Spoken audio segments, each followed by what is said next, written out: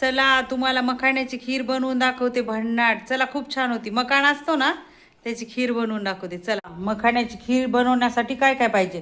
ही साखर घेतली, हे मखाणे, हे खीर बनवण्यासाठी दूध, इलायची, काजू आणि बदाम आणि हे घरचं साजूक तूप. कसंही तूप, वाव. चला बनवून दाखवते. चला तुम्हाला. चला आता कढई गरम करायला ठेवली आहे, त्याच्यात मखाणे टाकूया. आता आपण हे काजू बदाम इलायची आहे ना, ही पण ह्याच्यात टाकून घेऊया.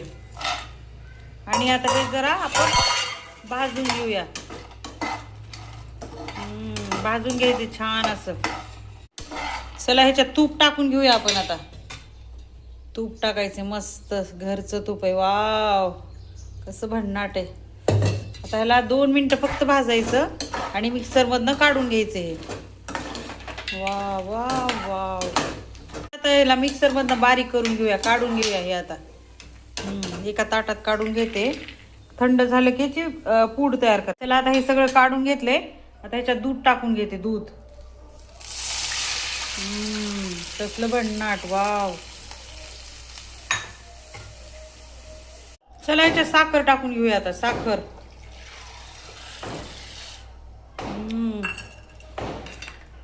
वाव.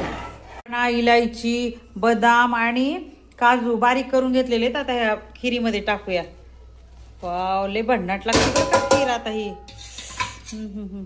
टेस्ट लय भारी लागते आणि चवीला खीर पण लय भारी लागते. भन्नाट लागते भन्नाट. आता ह्याला 10 मिनिटं बारीक गॅसवर असं मस्त उकळू द्या. बारीक गॅस करायचं 10 मिनिटं.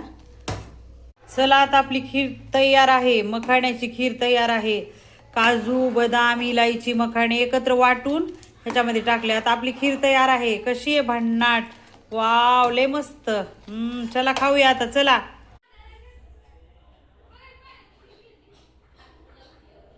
बघा. अप्रतिम लय भारी लागती. करून बघा.